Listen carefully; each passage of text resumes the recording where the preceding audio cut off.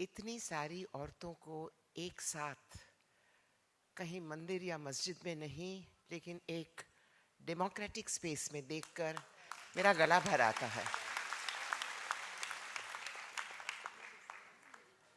20 साल से गुजरात में हम अपनी सांस घोंट रहे हैं। मुझे लोग पूछते हैं कि आप एक आर्टिस्ट हो, आपने कैसे गुजरात के नरसंहार के बाद सबसे पहले उंगली उठाई। हाँ, मैं एक आर्टिस्ट हूँ, लेकिन मैं एक मानवी हूँ। मैं एक इस प्लैनेट की मानवी हूँ और मैं नहीं चाहती कि किसी भी और मानवी को या जानवर को या धरती माँ को नरसंहार में दुष्टता से डिस्ट्रॉय किया जाए। In what capacity do I stand in front of you just now? I don't know. As somebody who believes that every person in the world has an equal right to exist, to flourish, to have an opinion, to live in peace, to live with justice, because I believe, like I'm sure you do, in all these things. That if so many of us believe in all these things, why are we going towards a deeper and deeper abyss? Is it because we don't live our politics? I ask women everywhere, women who believe in justice and dignity, I ask them, do you take justice and dignity into your homes? Do you bring up your sons not to become rapists? Do you bring up your daughters not to treat other women with contempt and a lack of dignity? Because if you don't, that is the answer. That is why we are not able to change. अगर हम अपने politics और अपनी निजी जिंदगी को एक ही रास्ते पे न चलाएं, तो हमें जिस तरह की दुनिया चाहिए है वो कभी नहीं मिलेगी। अगर पितृवादी दुनिया में हम भी मान जाए कि हर दूसरी औरत हमारे साथ कंपटीशन में है, कि हर दूसरी औरत हमसे कुछ छीन लेगी, तो हम उस दुनिया जहां हम पहुंचना चाहते हैं नहीं पहुंच पाएंगे। किसी ने कहा कि मनुस्मृति ने हमें बहुत पीछे कर दिया है, लेकिन आज भी बहुत लाखों औरतों के मन में मनुस्मृति है। वो नहीं कहने पर भी ब्राह्मणवाद में मानती है, वो नहीं कहकर भी जात और धर्म में मानती है।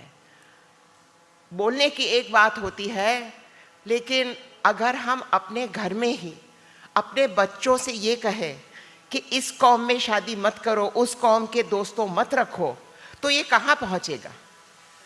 अगर 100 साल पहले लव जिहाद होता तो मैं यहाँ नहीं खड़ी होती, क्योंकि मेरे दादा दादी और नाना नानी ने भी दूसरी कौम में दूसरे धर्म में शादी की। मेरे माता पिता ने भी दूसरी कौम में दूसरे धर्म में शादी की, और इसलिए मैं यहाँ हूँ। लेकिन आज तो लव जिहाद है। हम कितने लोग हैं जो सचमुच अपने आप को दर्पण में देखकर कह सकते हैं कि मेरा बोलने का सच और जीने का सच वही है?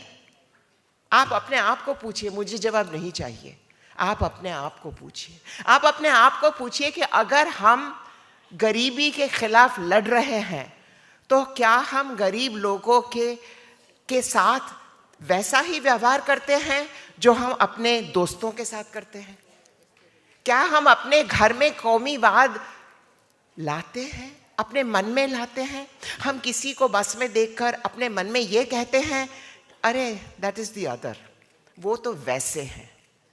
अगर हमने जितना भी डेवलपमेंट करना था, जितना भी हमें आज़ादी चाहिए थी, हम अगर अपने पड़ोसी के आंख में देखकर अपने आप को न देखें, तब हम वैसी दुनिया का पैदाइश नहीं कर पाएंगे जैसी दुनिया का हम चाहते हैं।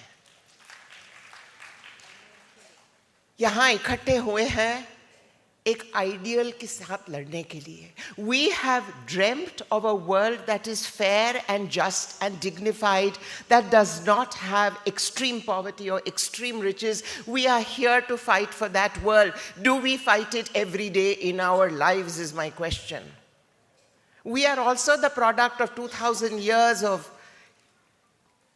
patriarchy, of othering other people, of capitalism, of ultimately saying, this is mine and I will protect it. What is the point of saying Vasudhaiva Kutumbakam if the definition of Vasudhaiva Kutumbakam becomes smaller and smaller?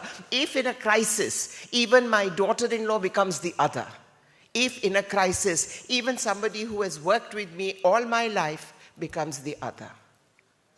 These are very hard questions, but unless we ask these questions and unless we change even the fleeting thought that comes to us that others, somebody else, we are not going to get to that critical mass which will bring a better society to us. I appeal to all of you, be honest with yourself, bring to your own lives the ideals that Aidwa talks about, bring to your own lives the ideals that Che Guevara talked about, bring to your life the ideals that Gandhiji spoke about, and then we shall see the change.